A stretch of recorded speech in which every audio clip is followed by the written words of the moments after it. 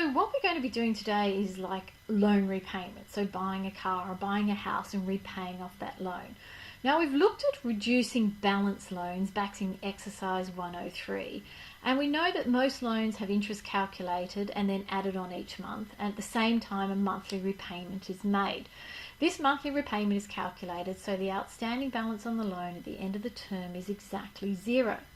So loans can be considered very much like an annuity, where we need to calculate the amount of each contribution, the monthly repayment, to generate a certain future value, which is the amount of the loan. So let's have a look at what I mean by all of this.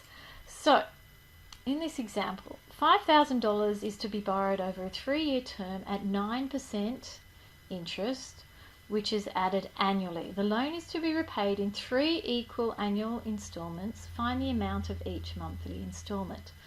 So because we're borrowing money, this is really the future value of my annuity is $5,000.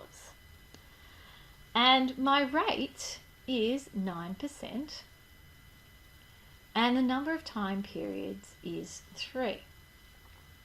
So to do this, we're going to look at the present value annuity table, because we're kind of told what the present value is. It's $5,000 because that's what I'm paying back, and so the amount of contributions that I should make to pay it back is what I'm trying to find out. So from the present value annuity table, if you look that up, you get 2.5313. And so what we have now is we have $5,000. I'm making some contributions, which I don't know what they are. I'm trying to find that out. And it's 2.5313. And when we do that, I get a value of $1,975.24, I think it is, when I round it off. So let's have a look at exactly what that means. So imagine I'm starting off, my balance is $5,000. And then I've got my interest of 9%. So if I find 9% of $5,000, what I get is $450.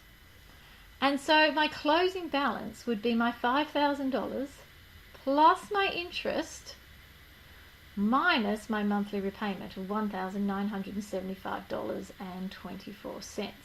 Oops, 24 cents.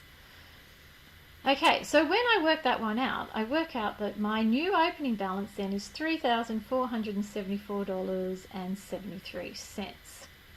And now I'm going to find interest on that. So I'm finding 9% of that amount. And what you find that you end up with is $312.73. Obviously my interest has gone down because I paid a lump sum off.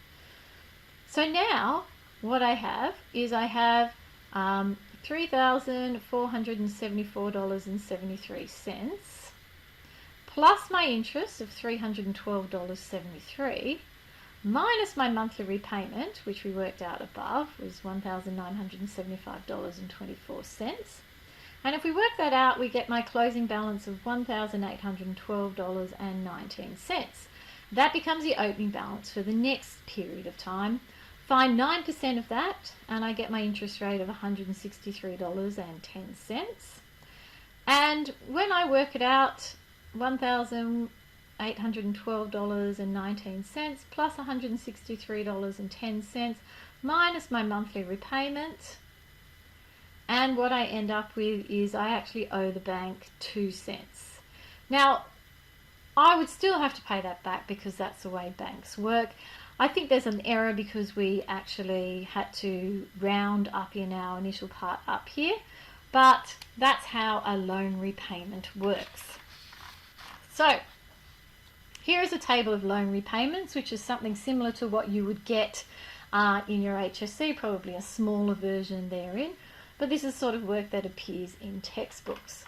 So it says use the table of present value interest factors above to calculate the monthly repayment of a loan of $250,000 at 0.5% per month over 20 years. Now, if you look at my table, if you can just have a look up here at the interest rates first up, you can see that there's no percentage sign anywhere here. So these are simply decimals, meaning my percentage has been changed into a decimal, and that's the value you need to be looking at for your table.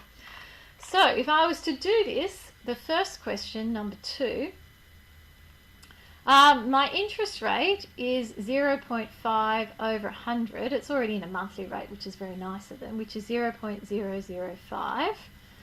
And my number of time periods, well, I've told 20 years, and it's every month for 20 years. So I'm going to multiply that by 12, and I get 240.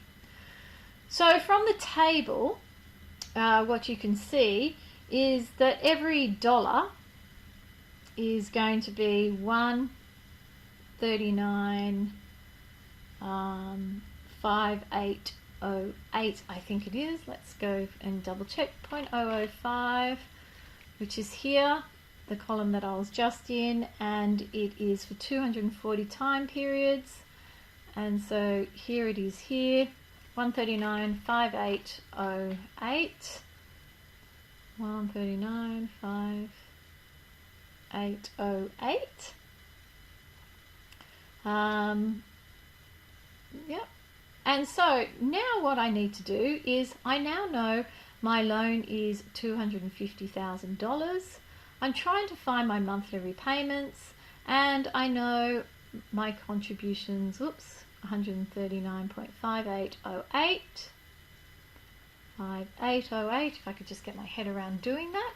And as you can see, I have once again a simple equation that I can solve, and I can work it out to get my monthly repayments of $1,791.08, and you can double check that yourselves. Okay, so then to do question 3, similar sort of question. Buying $5,000 to buy a house, borrowing, the interest rate 9% per annum, and is calculated monthly. So my interest rate is 9%, that's 0.09, but it's every month, so I'm going to divide that by 12. So I get 0.0075. And my time periods, well, it's 25 years, so I'm going to multiply that by 12 to get it per month. So that's 300 months. Oops, way too many zeros. And so now I know that $5,000 is equal to, and I have some contribution which I'm trying to find, and from the table 0.0075 for 300 time periods, I get 119.16169, and when I work this out I get $4,195.98. So you can see that the questions are now beginning to look the same. Look at this last question 4, and it says this table gives the monthly repayments for a reducing balance loan. So this table is giving us some monthly repayments of loans of $1,000 for various interest rates. So reading what the table is telling you is very important in this work. So for A, we've been given our rate, which is 7%, and we're told my time periods is 20.